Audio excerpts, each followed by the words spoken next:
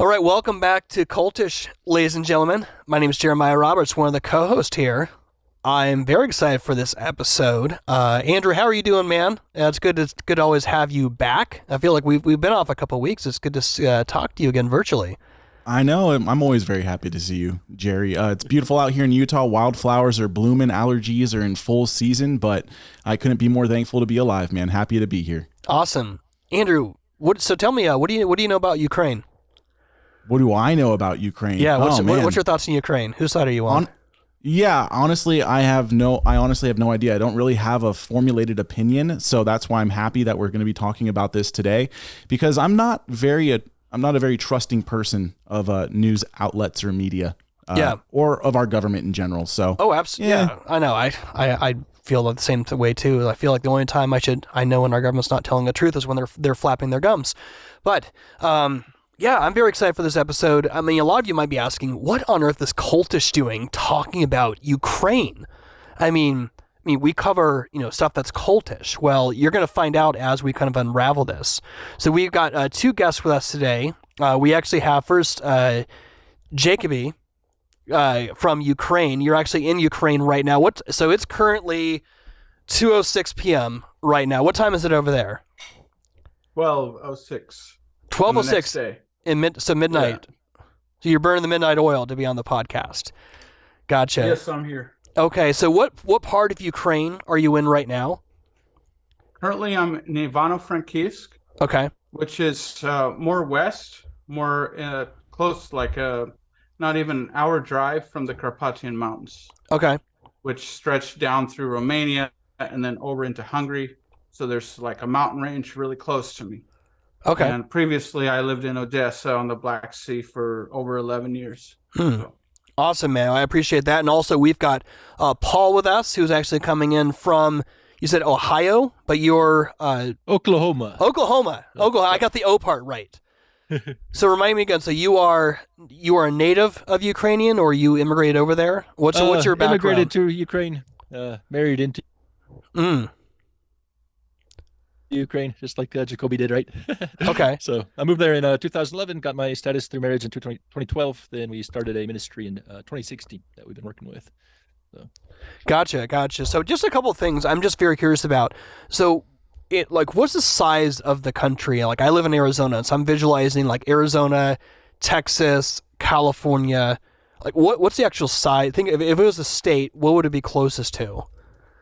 I'm from Texas, so I always compare things to Texas. Yeah? Yeah, it's almost exactly the same size as Texas or France. Just a little bit. But. I think France would be bigger Smaller. if you included water area. Mm-hmm. But yeah. So okay, so roughly... It's pretty big. Okay, I gotcha. It's the largest country in Europe. Mm-hmm. Yeah, and so I'm very interested because this is something that no one was really thinking about Ukraine, until February of last year. And all of a sudden, it was on the news. We always kind of knew Vladimir Putin. He always seemed to be somewhat of a character, kind of in the background, interacting with world leaders and that sort of stuff. Maybe we'll talk about him later on. But it was really last year when this whole invasion happened. And I think it was just interesting because I call it the Harambe effect, where, a couple of years ago, you think of Harambe the gorilla and what happened at the zoo, and it seemed like overnight, everyone became an expert on what the zoo person should or should not have done, shooting Harambe versus like rescuing the boy. And it seems that, especially in the internet world, people always make knee-jerk react opinions to things, whether it's that, Will Smith slapping Chris Rock, and all of a sudden it's like, then jerseys are made, and you have to George pick a... Floyd? Yes, yeah. Right, and huge knee jerk. Right, knee jerk reaction. So I think it's part and parcel to what we're talking about. So all of a sudden you had to pick a side. Is it Black Lives Matter? Is it Blue Lives Matter? Is it All Lives Matter? And then all of a sudden everyone picks a side. So what I notice is that was immediately the case when it was with Ukraine. Before we get into that, you had to pick a side. Is it war right? Is it wrong?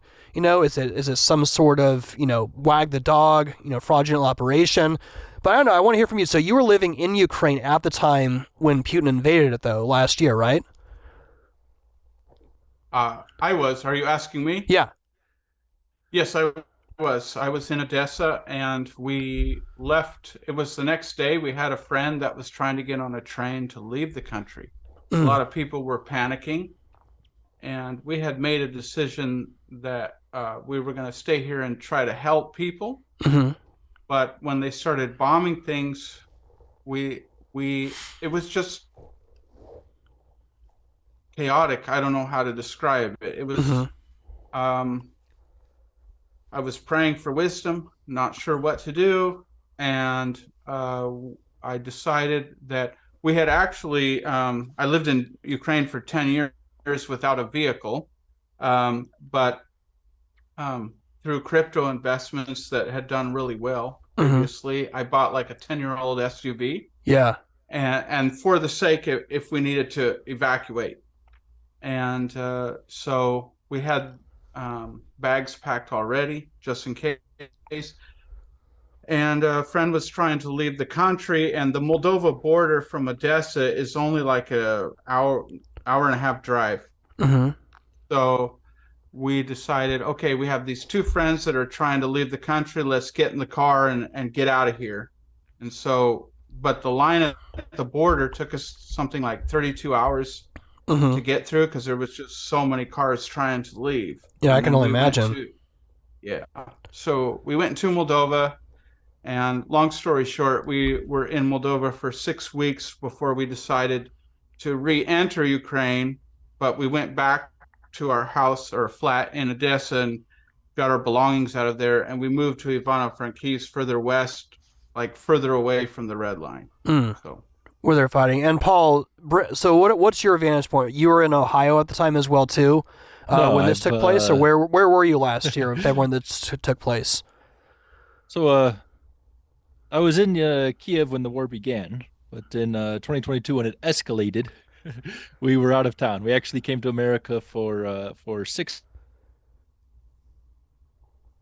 months on August 31st, and we had a return ticket for February 14th, 2022. And the violence escalated on the 24th. But in January, the Russians were on the border, so all the airlines stopped flying in. So we've been cut adrift here in America, Oklahoma now. We're going to Arkansas next month. It's been it hasn't been a pleasant experience on our end, but we know that so many people have been suffering so much more than we have, so it's hard to complain. I've been able to extract my mother-in-law. We've made some trips to Western Europe, but haven't made it home. So okay. Hey, what's up, everyone? We love that you are enjoying our content on a weekly basis, but this program cannot continue and wouldn't be possible without your support.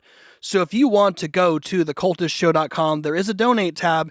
You can either support us one time, or you can become a monthly partner with us. That will allow us to continue this program, allow us to continue to be salt and light to the kingdom of the cults. So please go to thecultishtshow.com/donate, and you can support us one time or monthly. Also, make sure you check out our merchandise store. Go to shopcultish.com. You can see all of our great designs. A lot of you have gotten merchandise from us already. So again, either go to shopcultish.com and check out all the awesome merch. Back to the show. All right. Well, let me ask you this, and Andrew, I'll let you jump in here a second. What do you think? A lot of our audience is probably already listening, probably wanting to take sides already. I think they're viewing Ukraine through the lens probably of Western media. But let me ask you this. With both of you, what do you think is the biggest thing people misunderstand about this whole conflict? This is something that's very personal to you. For many people, it's just a political talking point. For you, this is, your home, really your homestead, your livelihood, the people that you're connected to and care for and love. What's the biggest thing people misunderstand about this whole predicament that we're all in and trying to make sense of? Either one of you that's for either one of you. Do you want to go first? Because that's a hard question. The biggest. Yeah. Well, we got to start crumbling this cookie somewhere. Yeah. I've been in a bit of a unique situation, being able to be in America and interacting with predominantly conservative Americans, and it's terrible, terribly unfortunate to see people who are both politically and theologically conservative who are taking sides with Russia, which is not a Christian state, which is they are running with the Russian Orthodox Church, which is a cult. It is not a form of Christianity, and they are taking political views that are not right wing, but closer to the left. Now, there are some distinctions between what Putin and his ideology is doing and what the left is doing. I understand there are some distinctions, but if we're going to hold to biblicism and conservative ideology, politically speaking, if we're going to be right wingers, then everything that the philosophy that Putin is working with here, his political theology, has just red flags all over it. But a lot of people aren't really looking into the actual ideology that's fueling the Russian side of the war. They're just looking at the leftist media, and we can't trust the leftist media. So what do? We take whatever the leftist media says, take the inverse, and that must be truth. Well, you do that, and all of a sudden you're turning to the leftist media for what's true, granted in an inverted fashion. I've been very disappointed in seeing how especially conservative Christians like me are not building a biblical worldview that includes political response to what's happening over there. Yeah. And Jacoby, what about you? Yeah. So listening to Paul, it helped me formulate an answer. And I think it would be because they distrust the media, who I think most of your listeners know. If they don't know, they should know that most of the mainstream media is very leftist, Right. and is, controlled by, certain individuals with power. And I would say that they're looking for to understand it. So where do they go? They go to the conservative commentators, that's where they find the refuge of understanding in people like, Charlie Kirk, Candace Owens, Matt Walsh, so on and so forth, or Jordan Peterson. And it's crazy because while, 80% of Congress voted to fund weapons and aid going to the Ukrainian war. Now, that doesn't mean that they're all like altruistic in their motives, or they don't own stocks in the military industrial complex, or any of that stuff. But the actual like conservative political commentators, they have by and large got Ukraine just completely wrong. Now, I was completely with them on George Floyd and Antifa. I was completely with them on COVID and stuff. But then when it came to Ukraine, it was like, what? Yeah. What are you saying right now? Especially Tucker Carlson, he's huge. And I mean, he had just like such a huge audience. And I really loved him when it come to his commentary on COVID. But when he would talk about Ukraine, it kind of felt like, are you actually doing the true work of a journalist and researching this deeply? Right. Or are you just gathering information on the day and writing a kind of snappy, spunky monologue? Right. Because Tucker, he has this personality. It's like kind of spunky. He has the hair that's like the guy next door. He looks very trustworthy. People like to listen to him because he's questioning the establishment. And I watched several of his videos, and he talked about how he used to be for the war in Iraq, but then when he discovered that there were no weapons of mass destruction, then he started to question this whole narrative about why are we going to war? Why do we have NATO? Look at the military industrial complex, and then the mainstream media complex. It became glaringly obvious who was controlling it. But I just think that he just kind of would jump to conclusions too quickly, because if you look in history at the U.S. war in Iraq, or the U.S. war in Yemen, or Libya, or Vietnam, they did really wicked things. Like you might argue that, or Afghanistan, like we shouldn't have been there. We shouldn't have been doing whatever it was we were doing there. Yeah. So then you go to Ukraine, it's like, well, we shouldn't be there. Like, no on war. We should be isolationists. Now, I would agree, like, generally speaking, we should be isolationists. Like, we don't have to police everything, around the world, but if we are going to police something, we should do it righteously, you know. Yeah. So I just think a lot of the things that we were meddling in were a war racket. You know, like if you look back at I think it was General Butler. You might have seen the movie Amsterdam. Yeah. But it was based on a true story of this general who these basically he fought many wars for America, and he explains how war is a racket, right? Like basically America is involved in wars because they want to make money, Right. right?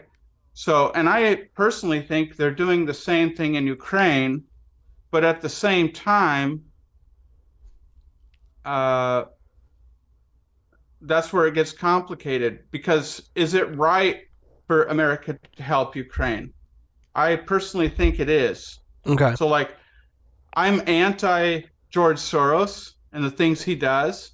I'm anti his philosophy of open society and reflexivism and stuff. But, like, if you watch the Soros documentary, he basically goes into places that have totalitarian regimes, you know, other than America. Uh-huh. And he funds grassroots NGO movements. He says, you know, he meets some people in there that have kind of intellectual and motivational potential, and he funds them. Right. With significant amounts of money. And he's pretty much hands off, at least according to this documentary called Soros.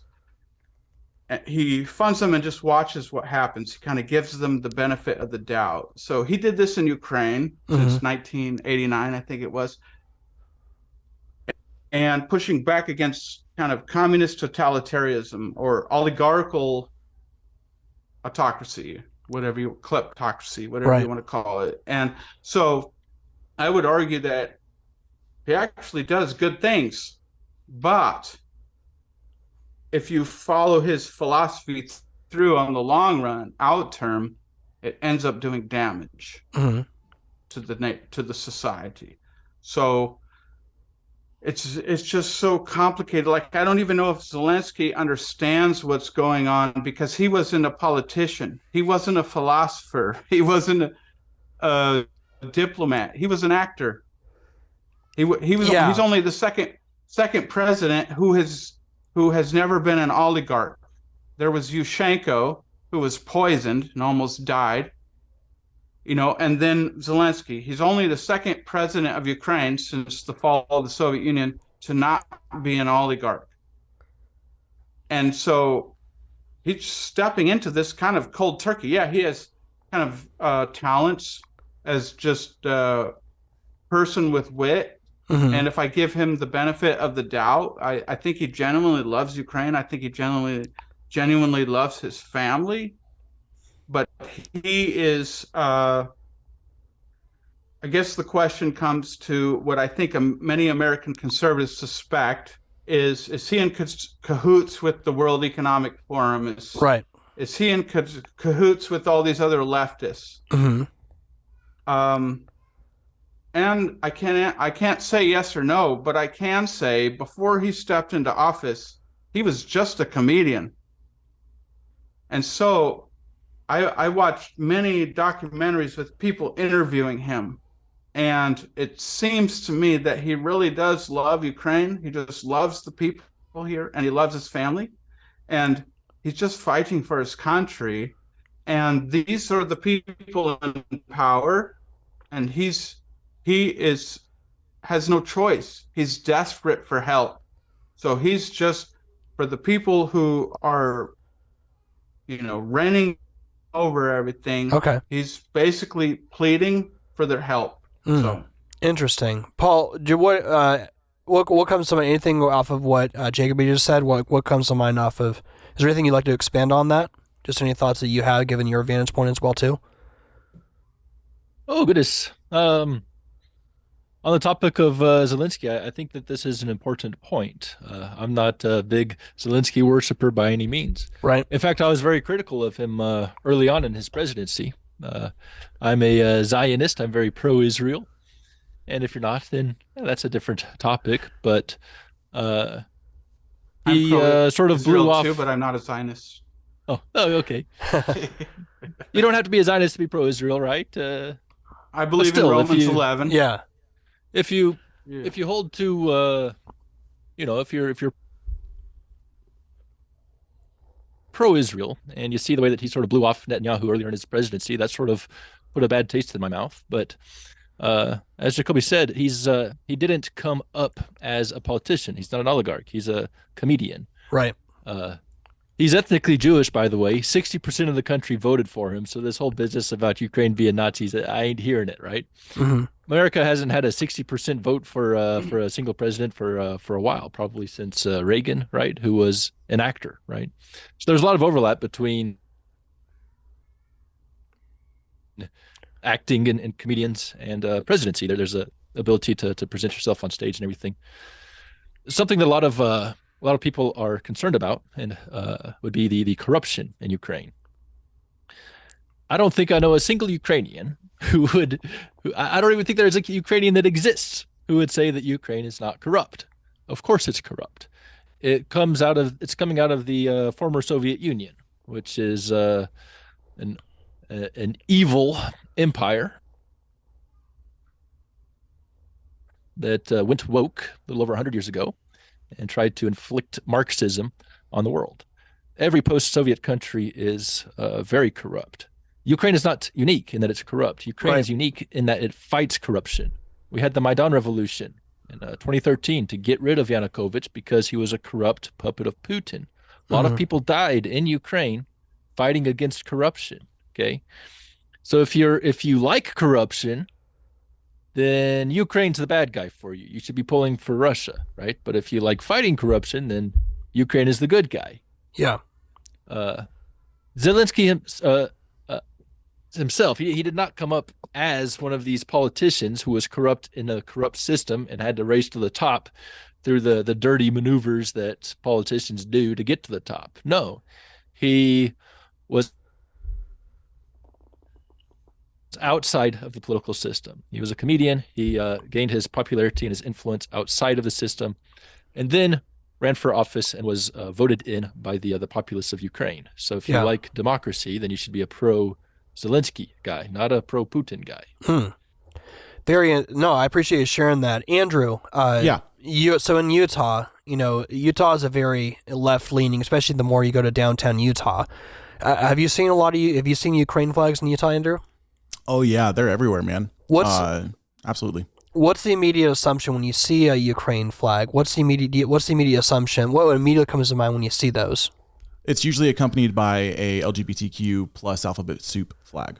Right. Usually those two flags go hand in hand. I have a question just to back it up a little bit, Jacoby, for you, and then Paul, maybe you can give more detail as well. But you said that there seems to be this weird situation where the right media, at least like Tucker Carlson, is portraying Ukraine in a way that might not be actually accurate, whereas there's parts of the leftist media where they're more in support of Ukraine. For people living under a rock like myself and some of our listeners, what essentially is the differences between what the right is saying and what the left is saying in the United States in terms of Ukraine and the war that's going on right now? That's complicated because it depends on who you ask. Because if you go to Congress that's funding Ukraine, 80% of Republicans voted yes on the bill. Now, if you ask like Kevin Freeman, who wrote a great book called According to Plan, or Rand Paul, they're going to tell you Congress is not even reading these bills, And so like some Republicans and some Democrats own stock in the military industrial complex, which of course incentivizes their decisions, but the heart is complex, and who knows, maybe they genuinely care about Ukraine and they want to make money at the same time. I don't know, but it's not. I understand that is kind of creepy. That the fact that the virtue signalers who kind of just go with the whatever the mainstream media is pushing, and they wave that flag. That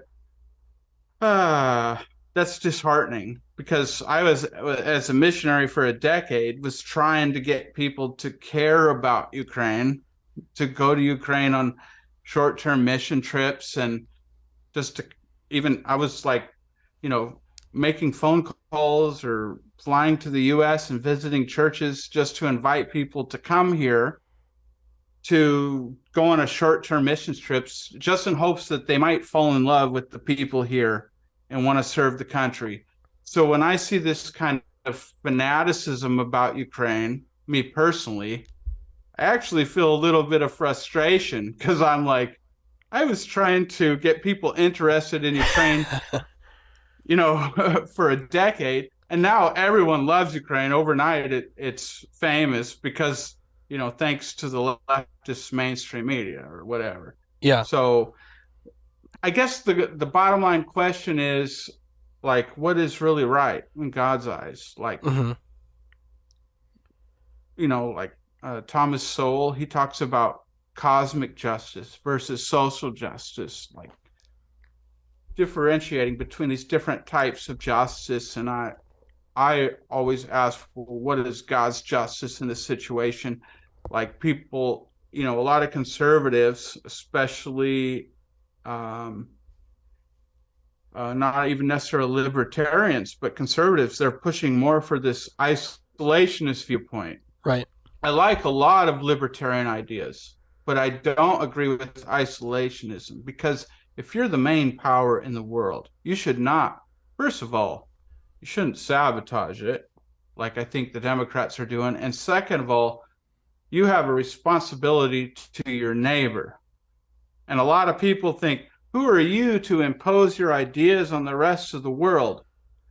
Well, if we were actually imposing righteous ideas, we have the foundation of the apostles and the prophets. That's who we are, to impose the idea.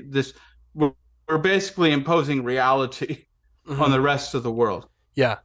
And we should do that. We have a mandate actually to do that. And we shouldn't be doing that just for profit. We should be doing that out of what's right and what's wrong. So yes, is America helping Ukraine for profit? I think so. Should America be helping Ukraine because it's what's right? I think so. Yeah. So it's complicated. Yeah. Gotcha. Paul, what are your thoughts in regards to Andrew's question that he asked?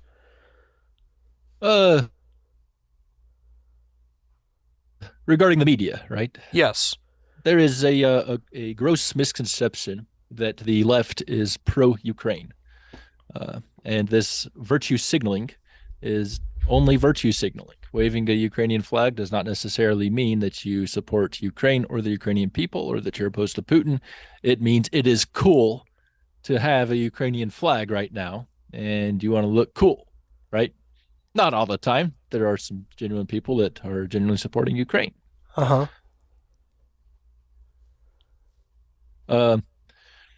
So let's back up a little bit. In the Clinton era, leftist president, right, there was the Budapest Accords, by which the United States, UK, and Russia agreed to protect Ukraine, contingent on Ukraine surrendering her nuclear weapons. So Ukraine gave up the nukes, and UK, US, and Russia are obligated now to take care of Ukraine.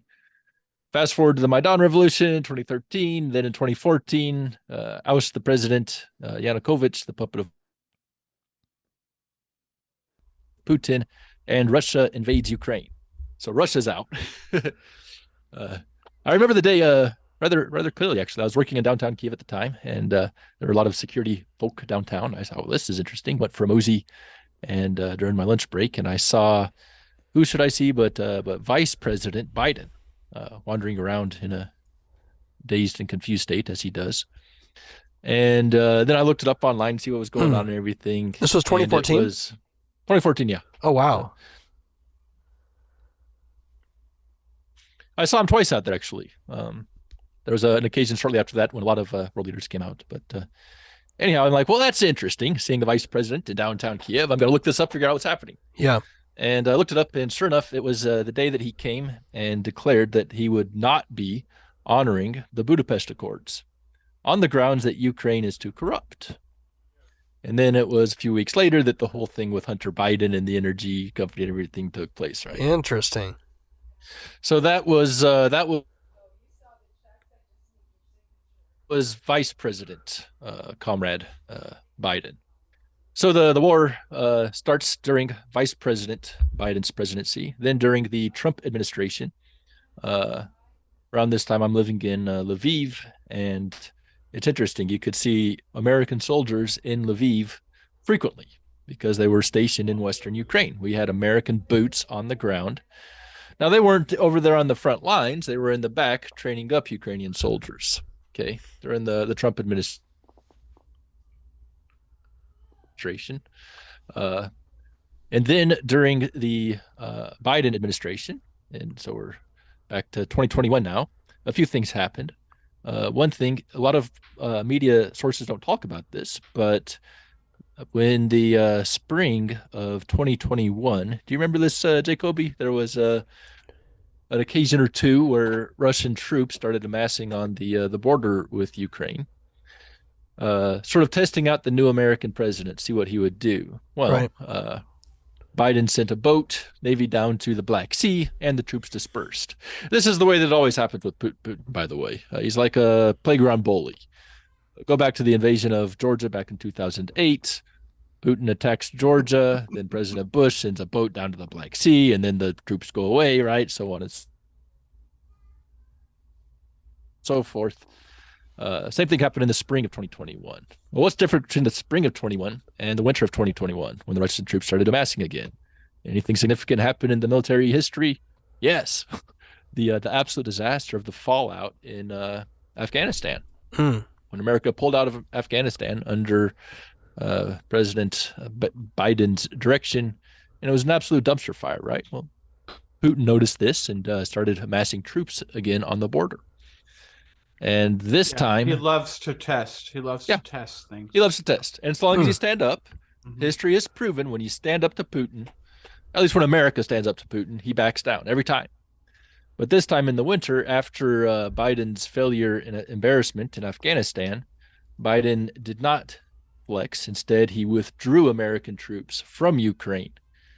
And then shortly thereafter, the escalation occurs in the blitzkrieg on Kiev, which fails because the Russian military is an absolute dumpster fire.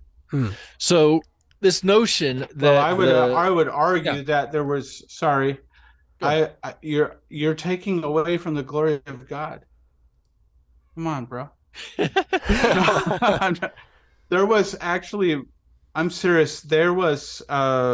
It wasn't just, it was a dumpster fire. I mean, they did idiotic things. They didn't come with enough fuel. They didn't come with enough food because they thought it would take 3 days. But there were literal miraculous acts of God. Like, this frustrates me because on Twitter or Telegram, wherever the Ukrainians post the news, there's sometimes Ukrainian drones or choppers or that just crash for no reason. And I'm like, nobody thanked God. They're talking about Slava Ukraine and nobody thanked God. Are you kidding me? Come on. Yeah. So in those first 3 days of the war, so many people were praying. And Russia was miscalculated tremendously. Why? Because God is sovereign. He confounded them. So anyways, sorry, Paul, I'm just trying to say that I really think that we should thank God for that Ukraine was just not completely crushed. So you're right, but the question wasn't about God, it was about the leftist media. Yes. Okay. Thank you for bringing that up, though, because God is much more important than the leftist. Yeah. Sorry for that's a good perspective. I go on all this to say that you're good. The left is not Ukraine's friend. Okay. The left is the one that pulled troops out. The left is the one that forsook Ukraine. Okay.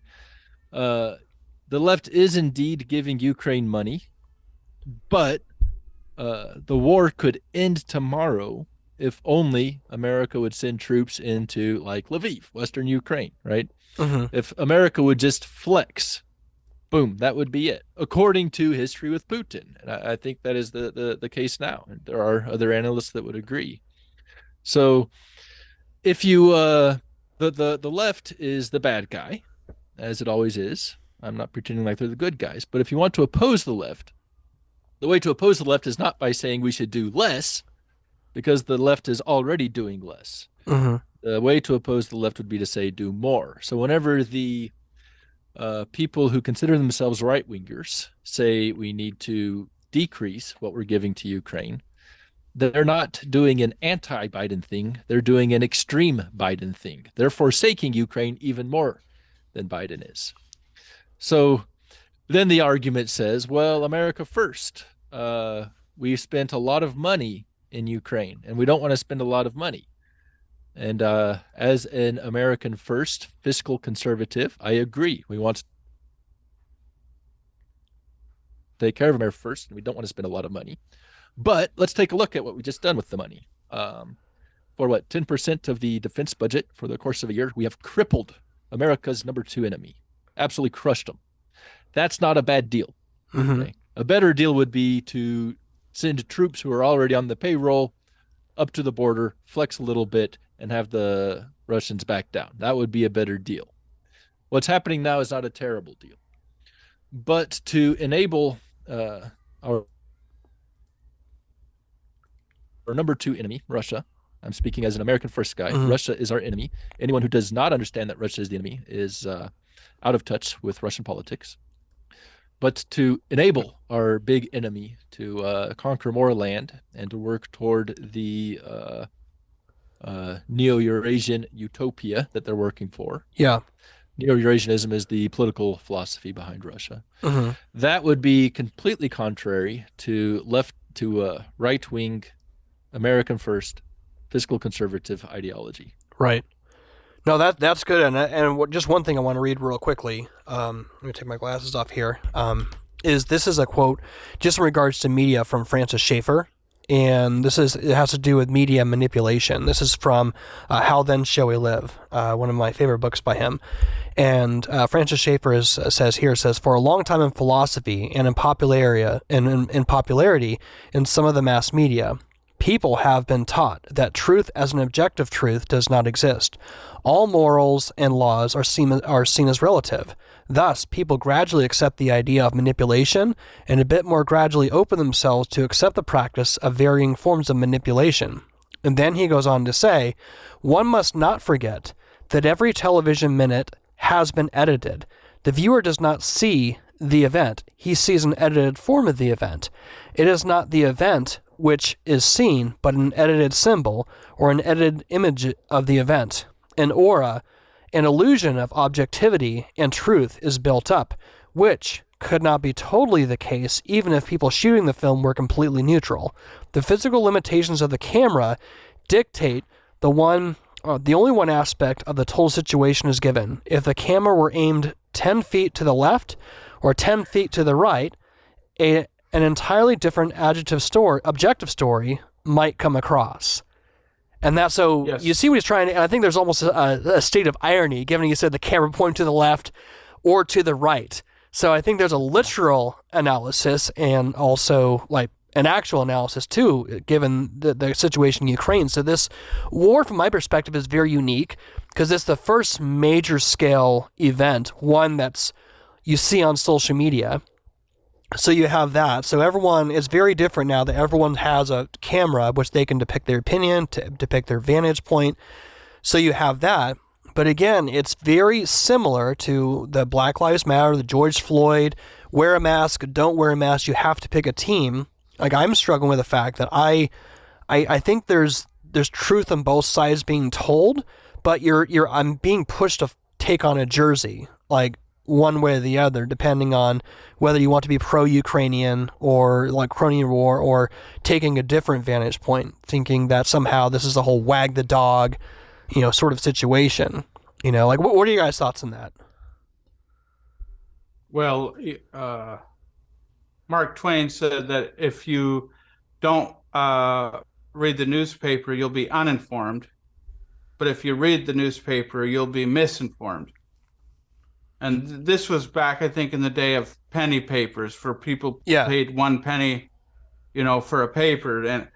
And people have understood from the early days of media that it's trying to persuade people of one way or the other. And this idea that Schaefer pointed out of pointing the camera to this angle or that angle, this is not a metaphor. This is literal.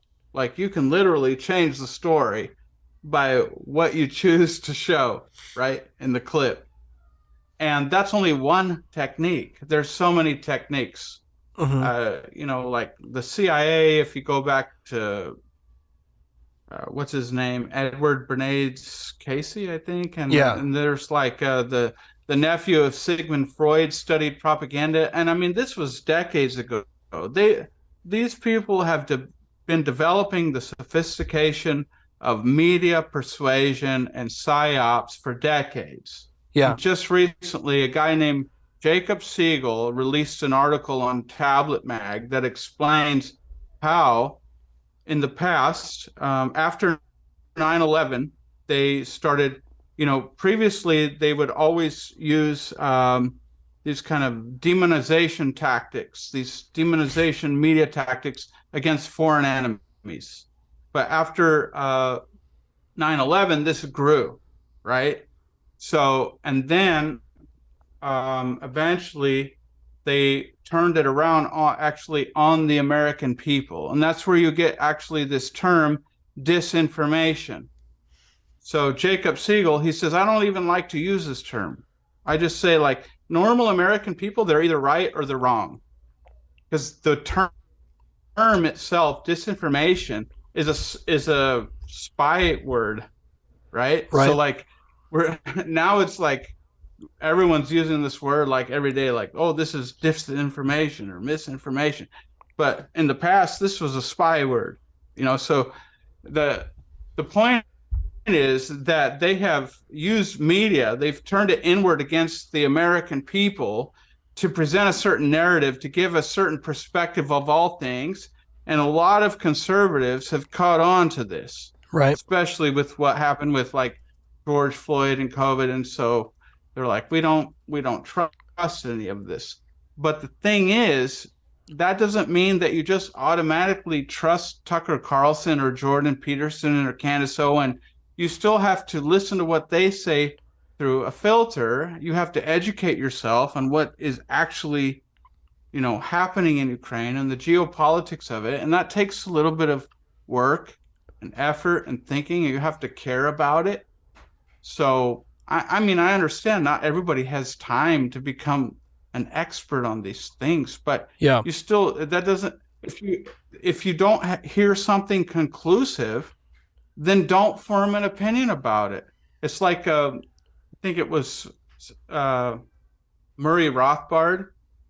He said it's okay to not be an expert in economics, but it's wrong to pretend like you are.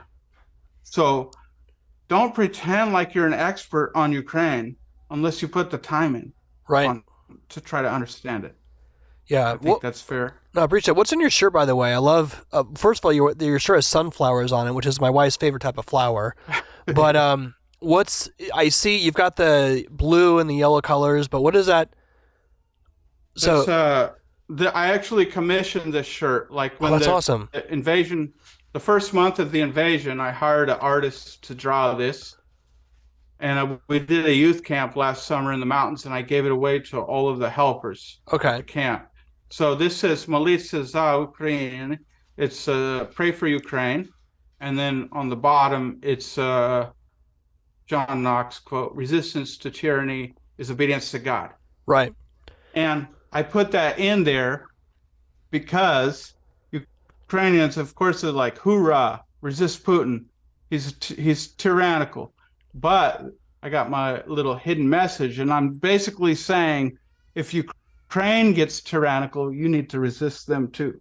Interesting. So nice. Andrew, I want to ask you something too, and I'll let you jump in here as soon as I'm done and get your thoughts on this. But you mentioned, so you're in Utah and you see the Ukrainian colors, and immediately you associate it with somebody in Utah who's more liberal leaning, more leftist leaning, which shows the impact of Western media and all of even our thinking regarding this conversation. I mean, some people even might be viewing this on YouTube, and it's like Cultish is talking about Ukraine and see those flags, the colors of the Ukrainian flag, and associate us with being in support of Joe Biden, right? So this conversation isn't necessarily about that, but just shows the power of undue influence when it talked about media and narratives. But I know, what do you think about that, Andrew? Like with his shirt, with Jacoby's shirt, which I love the design though. That's sweet, man.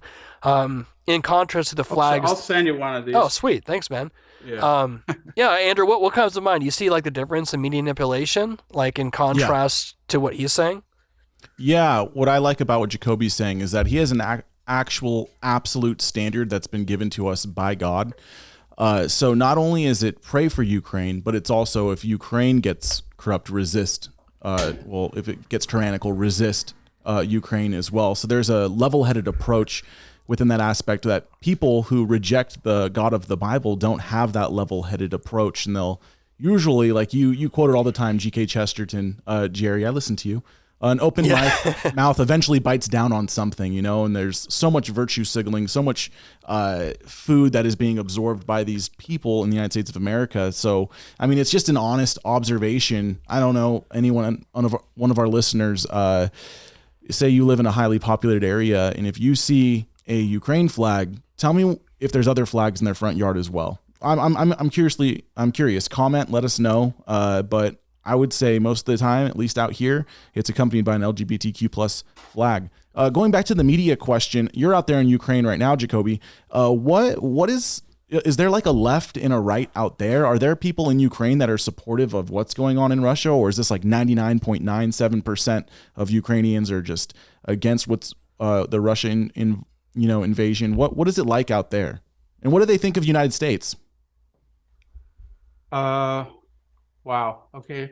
Well, this is my great grief, because if you go to Parliament, like previously, it was a lot of different parties in Parliament. You have 450 people in Ukrainian Parliament, and I'm just guessing maybe half of them were pro-Russian, and a few kind of minority, 20% was kind of communist, and then you had more kind of pro-European opposition. They were called the opposition parties. And now this is the first time, I think, probably started to kind of morph with under Poroshenko, but under Zelensky, it's more radical, because like over 40% is in Zelensky's party. And then you have a couple supporting parties, which are around 20 members each. And then you have opposition parties, and they're also liberal. So basically, you have like 40 something vacant seats right now because of the war, I think. But you have all libertarians, or not libertarians, boom, liberals. You have all liberals in Ukrainian parliament, and one Svoboda member, which is actually from the city that I currently live in. And from just my little bit of reading about her, she seems like a decent person. She tries to do things for the city, like community activities and this, but she's far right, considered like, Svoboda party, which means freedom. But in the past, in Euromaidan and stuff, this party was associated with far right groups. So one person out of 450, and the rest are liberals. And then you have the media, the largest mainstream media. So in Ukraine, the media is owned by oligarchs who were in the past mostly either pro-Russian or opposition liberals, or Soros funded. Interesting. So, and at the same time, you have among post-Soviet Eastern Bloc countries the largest percentage of evangelicals. So that some people would call it the Bible Belt of Ukraine, but still it's under 5% of the population. So it's very small. And that is what my actual burden is. I'm grieved about it, because there's no conservative political commentators even that have like a reach. There's nobody in parliament. All the pastors I talk to know, They don't agree with the liberalism. They just trying to pass this gay marriage thing through Ukraine during the war, like 2 weeks ago. And a whole bunch of people I know signed a petition against it. They got enough people to sign the petition, and then the court in Hague, the EU court, says no, we overrule this petition. Like, are you serious? The EU, that Ukraine is not even a member of, is imposing its liberal policies on Ukraine in a time of war, when a lot of the men aren't even here. They fled the country. This is ridiculous. Like, this is the kind of stuff that I'm concerned about. Like, they are taking advantage of this situation to morph Ukraine into what they want it to be. Yeah. And hey everyone, if you are watching us right now on Apologia Studios YouTube channel, you need to know that Cultish would not be possible if it wasn't for this studio. So if you want to support Apologia Studios, which also makes Cultish a possibility for you to enjoy every single week here on YouTube, go to apologiastudios.com. You can become an all-access member, and you will also get a lot of great additional content, which will also help support the studio, which will allow Cultish to be a possibility as well on a weekly basis. So we thank you all for watching us, and now back to the episode. Yeah, no, it's interesting too. Like you see that you have Ukraine's own political system there, and then you as a Christian, you're burdened for this to do right and do what is just. You think of like Micah 5:2, like you're trying like to live that out to the best of your ability, kind of given the circumstances that you're in. Paul, I'll let you jump in here too. What could you add in addition to what Jacoby says, just to help our audience sort of understand what the political climate is like in Ukraine, but also not just politically, but just relationally? You have so many people who, even in Ukraine, you probably have a long tenured history of just even friendships with people who are Russian. And there's probably a distinction between, the Russian government, the Russian military versus, your friend who you might go to the pub with or have some vodka with, or however, you guys celebrate together. Like, help people understand that if you could. First of all, very well said, Jacoby. The Western left is not Ukraine's friend, and it's nobody's friend.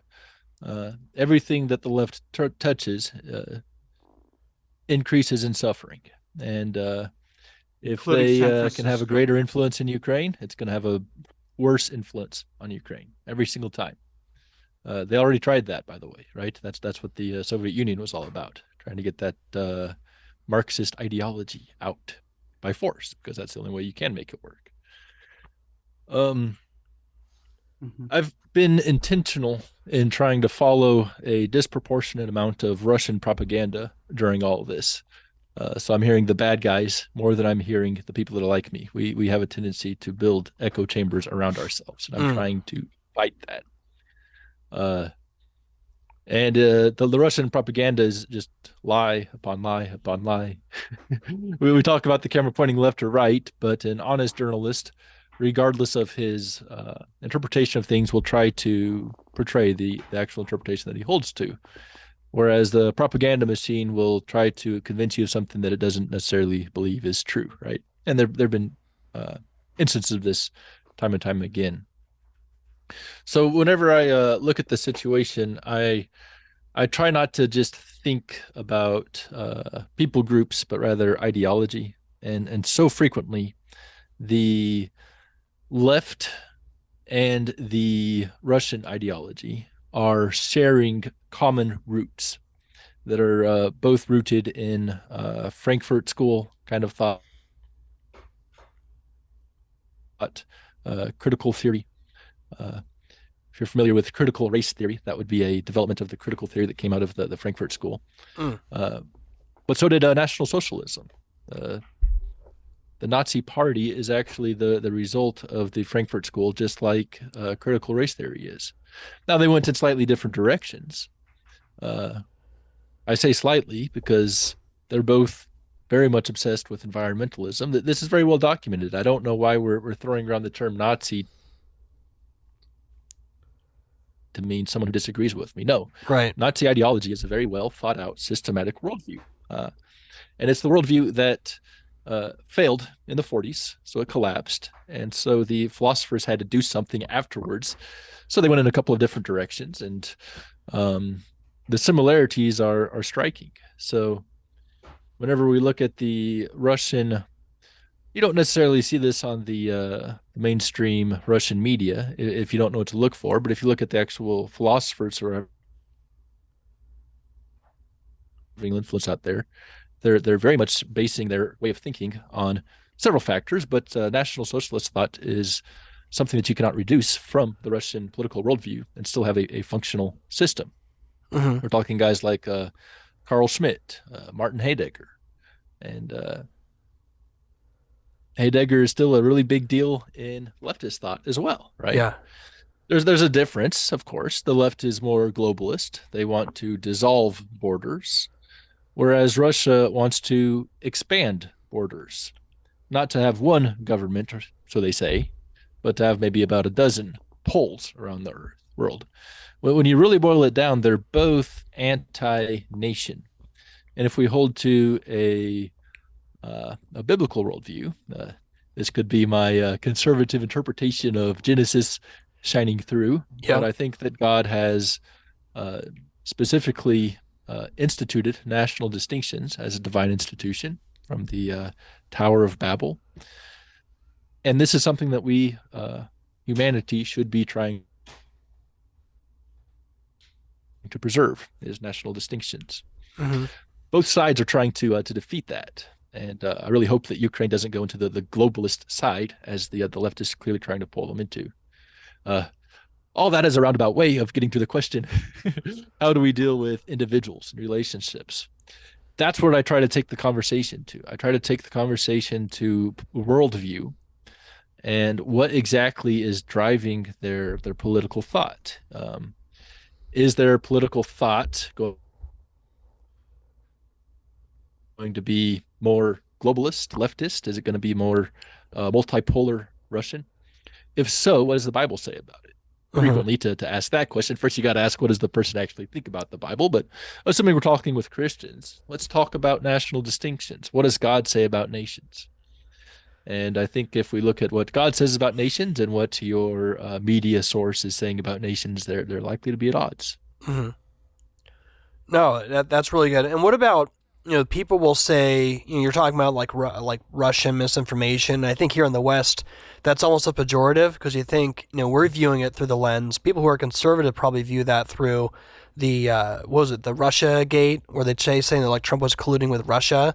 So I think people are almost sort of taking maybe like the baggage of that whole narrative that was part of Western media, like back and forth, just sort of a manufactured conflict in some sense. And they're even viewing this, current conflict maybe a little bit through that lens. But what about, some people would say, like, even like your vantage point, how do you know, maybe to push back a little bit, how do you know your vantage point hasn't been affected maybe by propaganda on your end? Because you talk about neutrality being a myth, Russia's going to have their vantage point, but then you have the Ukrainian media. Like, how do you decipher through that versus how do you know you're not a byproduct of misinformation yourself, if I could just push back a little bit?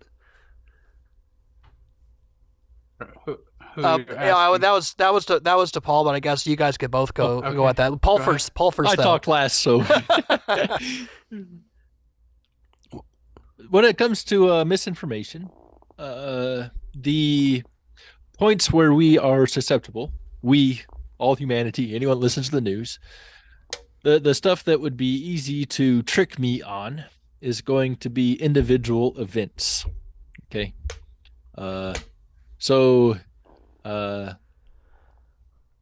there was a video that was released of a soldier whose body was frozen and dead and chained up to a tree.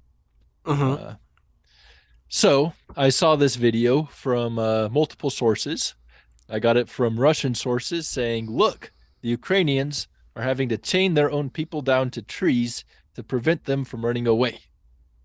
And I saw a Ukrainian source saying, look, this is a Russian soldier the Russians are having to chain their soldiers to trees to prevent them from running away. Right. Okay.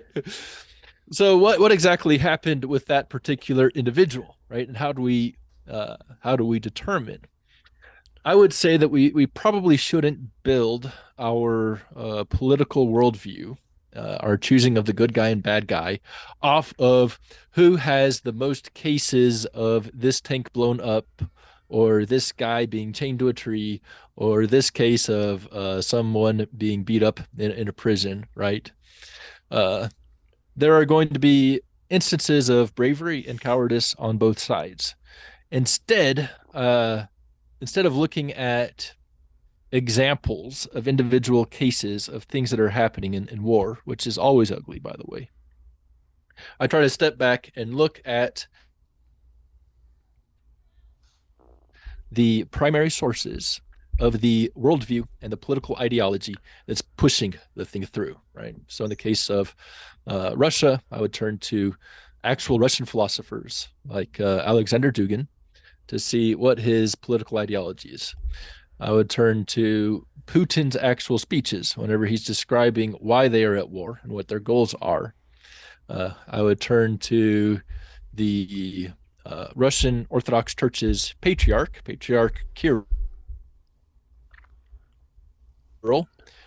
who's being fully endorsed by Dugin and Putin as being the religion of the Slavic world that needs to be advanced. And I would just look at him and see how he's saying things like, if someone dies in the war, then he has washed away his own sins. Yeah. And I would weigh that against scripture. And I would say, is this what Christianity teaches, that we can die for our own sins in this genocide against Ukrainians? Or is Christ the only way of salvation? And if Christ is the only way of salvation, then I can knock the Russian Orthodox Church out of the boundaries of what is true. Yeah. That's a method I would take. Okay. No, that's good. And I think we'll probably jump into the actual kind of like the worldview, especially when it comes to Putin, Russia, how that connects to like how he's sort of using, his version of spirituality, in this case, his version of Eastern Orthodoxy to try and propagate and justify what's happening over there. So I'm definitely very interested to hear that. Jacoby, what thoughts do you have on that? How do you know when you're looking at that situation? I think we even had a back and forth one time on Facebook where I shared something, and I think I was kind of guilty too of sort of knee-jerk reacting. I think all of us have been doing that sort of since 2020. I'm trying to recover and not do that. I try and get myself usually a 72-hour rule. You think about like when Will Smith slapped Chris Rock, right? That everyone, the next 24 hours on social media were just bananas. Like you had to like give a whole analysis of, people writing like short stories of the gospel for Will Smith, giving this whole analysis based off of this one slap. It was wild and bonkers. But what about you, man? Like how would, if someone would say, well, you're knee jerk reacting, like, or maybe your vantage point, even though you're there and it's obviously scary and you're having, like, I've never been to a place where another country is invading and you're having to exit like out of Arizona to Mexico, or if that was maybe my vantage point. But like, how do you know you're not subject to undue influence as well too when it comes to media manipulation and misinformation? How would you answer that? Well, first of all, after Chris Rock did his stand-up comedy, everyone was like, yeah, Chris Rock. But then everyone found out Chris Rock was on the flight list to Epstein Island, and everyone was like, what? So I didn't know that. Anyways, yeah. But about when you asked me about the Dia app. So you had asked me about, what about this Dia app where, I don't remember what your question was, but this was in like the first or second month of the full-scale invasion, and you were saying, what about this app that Ukrainians have? It's connected to the World Economic Forum. And at the time, I was consumed with just trying to help refugees and stuff. Oh, yeah. And actually, the question you had asked me had went through my head, but then I dismissed it, thinking, Ukraine is very technological. They're just making it so you can send bank transactions and stuff. But later on, when I had time to look into it more, and me as like someone who's against the Fed and CBDCs and understands the value of gold and Bitcoin has started thinking this through, that this equals state overreach. Or even if the current Ukrainian government was building this highly technological app to incorporate all business transactions and your ID and all that, and even if they had the best of intentions in the world, well, you're just giving all this power over to the state so that future regimes can control the population. So we should never give the state that much power, for one. For two, when you realize how many ties there are to Samantha Powers of the USAID, they sent $650,000 for the development of this app. You're kind of like, wait a second, why is I understand U.S. is sending humanitarian aid and they're sending money for weapons, or they're actually sending literal weapons that they overcharge for. But why are they sending money for this app development that they're going to test in other countries? So then I started just getting very suspect of it. But to come back to your question about how do we know if we're being influenced by propaganda, I would say to a certain degree, all of us are all the time. All of us are being influenced by information. Yeah. And all of us are not always perfectly self-aware. And I think that's kind of the first step in getting closer to truth, is realizing I am susceptible to being deceived and deceiving myself, because my heart wants to believe certain things. My heart wants to feel good, and I have attachments to certain belief systems. This goes for theology. This goes for meta narratives. It goes for what you know about the people in your life, your wife, or the people you're close to, your children. You're always learning new things that don't feel good. Yeah. So I think it comes down to self-awareness. It comes down to having a sincere desire to ask hard questions and want to know the truth. It comes down to understanding how logic works and how evidence works, like a journalist or a detective would look for hard evidence. Like, is this really conclusive? Right. Or is this just a possibility? And what I see people doing all the time on the internet is they take something that is a possibility and they jump to conclusions. And then all of a sudden, like I know that Zelensky's talking to BlackRock, he's talking to Citibank, he's talking to Vanguard, he's talking to the IMF, he's talking to the World Economic Forum and Justin Trudeau. I don't trust any of these people. But I can't connect that dot and say Zelensky's a Satanist. Like, it's bizarre. I'm not saying those people are Satanists. Maybe some of them are. But my point is that people jump to these conclusions that are extreme without having actual evidence. Right. So as Christians, the Bible says love always believes the best. And at the same time, it says, to be shrewd, to be wise. Right. So we're not naive. We're not just trusting blindly.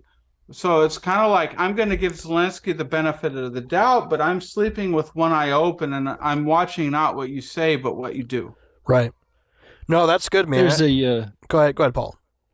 There's a sin that the Bible speaks out against: pride. And I think that this is a sin that will make you susceptible to being misled.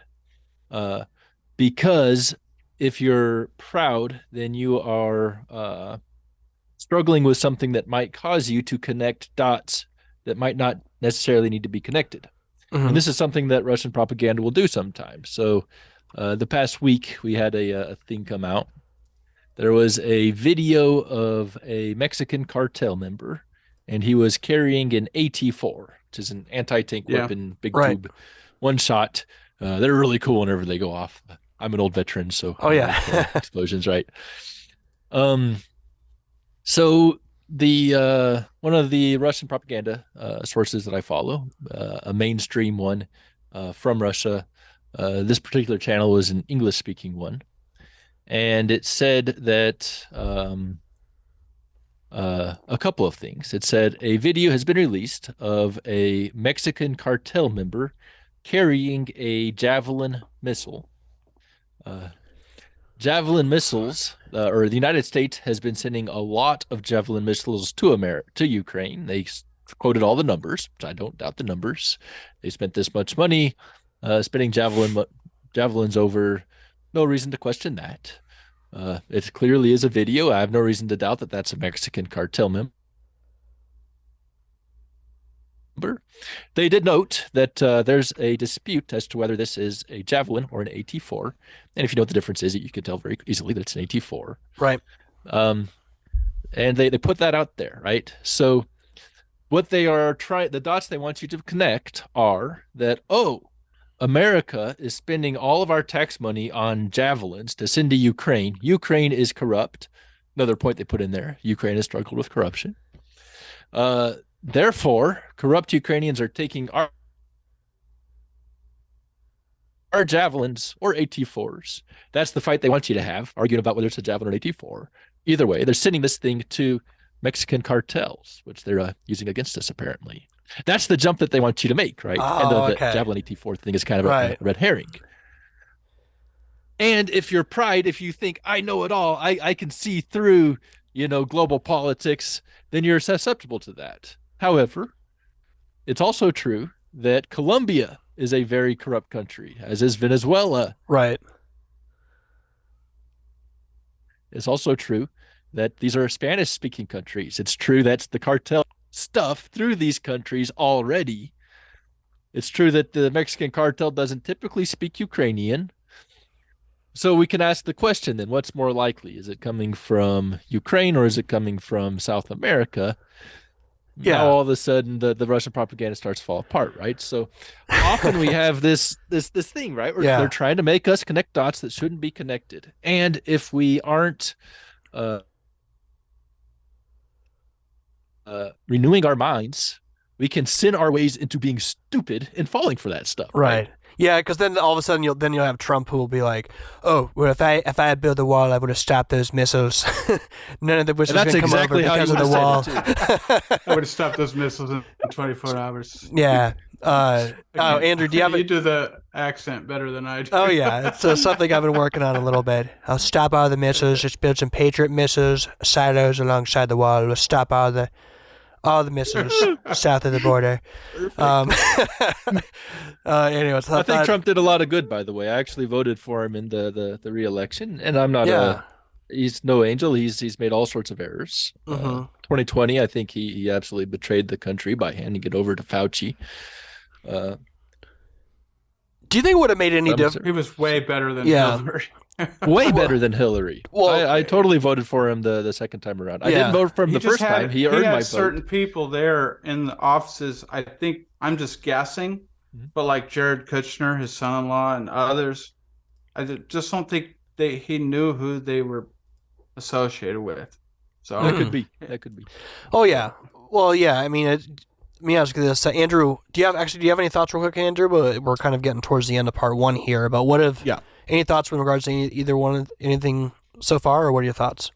Yeah, I think what Paul was saying much earlier was really wise. It struck me. I thought it was something that many people who are presuppositional would probably try to tend to do, but maybe don't do it when they're receiving information, is to look at the source from which it's coming, in terms of the worldview from which this information is coming from.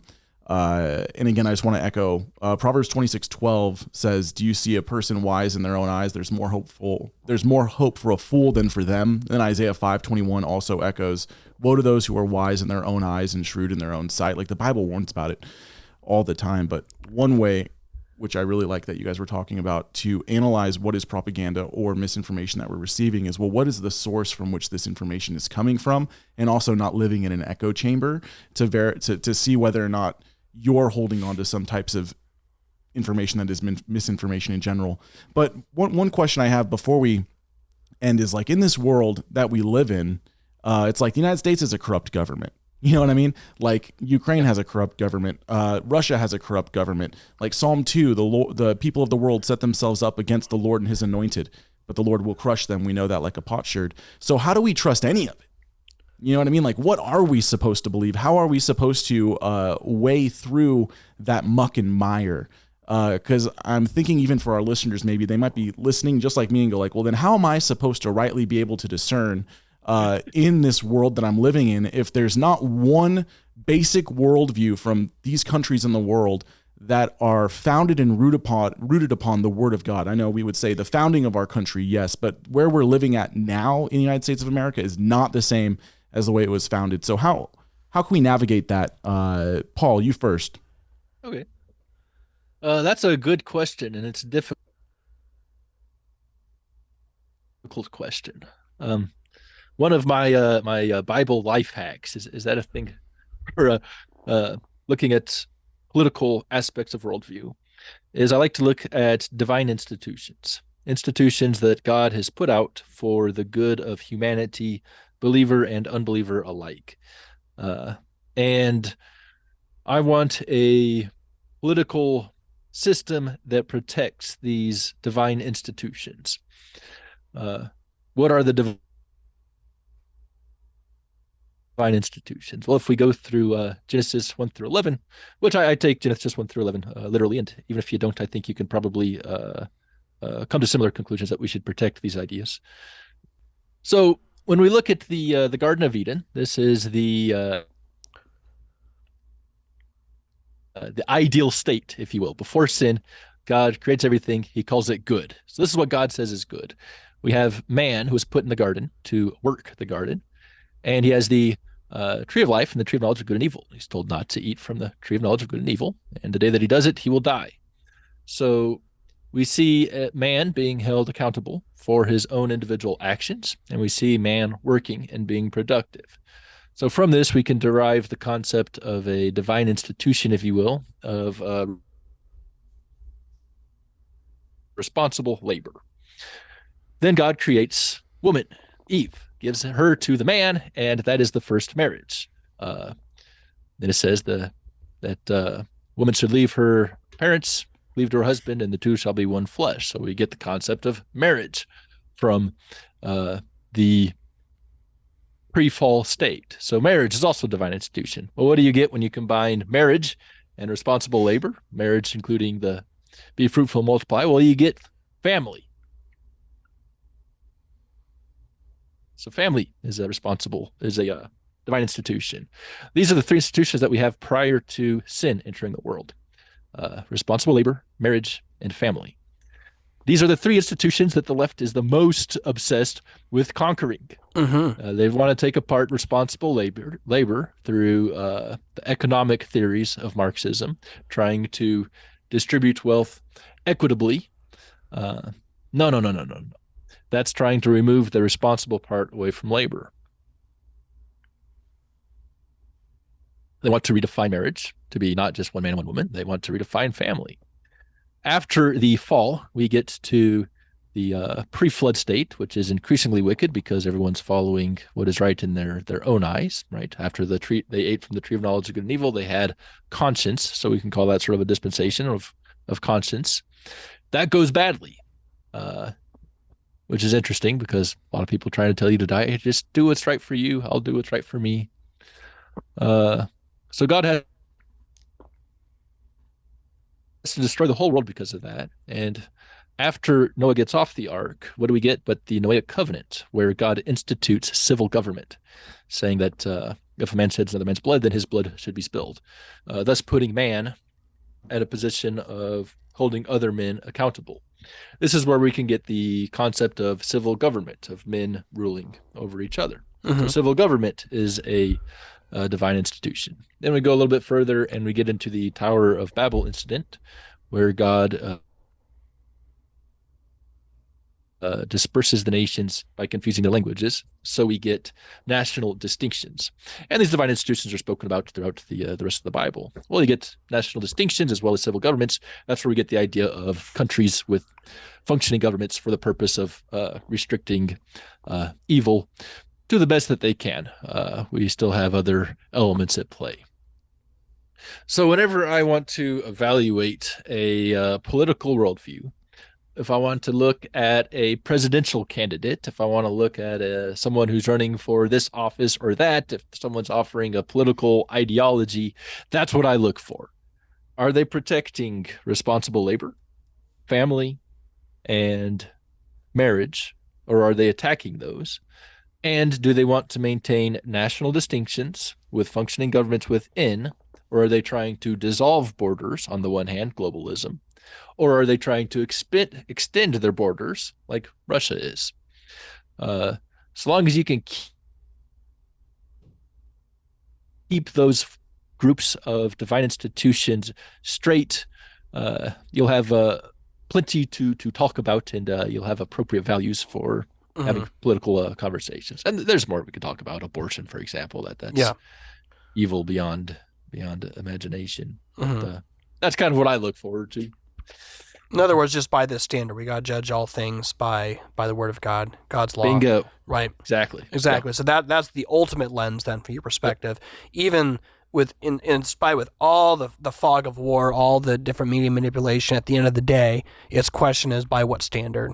How are you utilizing? How are you looking at information? Are you using independent lines of testimony and witness to understand that? So why don't we do this? We've gone just so fascinating. I feel like we've barely even scratched the surface, and there's so many layers to this. My goodness. What we're going to do is that in part 2, we are going to be talking about what I think is going to be very fascinating. We're going to be talking about how does Russia fit into this? Also, Vladimir Putin, like who he is. He's sort of become a cult of personality even before this whole conflict. Would love to get your perspective on that, but also his role in contrast to how he's using the Eastern Orthodox Church to propagate what, from your perspective, his worldview in this whole conflict, which is some people things that I've just noticed that really hasn't been discussed when it comes to the lens of Western media, which I'm very fascinated about.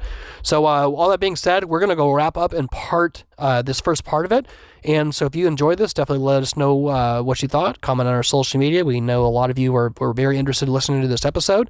All that being said, we'll talk to you in part 2 in this very fascinating conversation, talking about the complicated story behind media manipulation, the Ukrainian conflict, Russia-Ukrainian conflict that all of us have been thinking about. Talk to you all next week in part 2.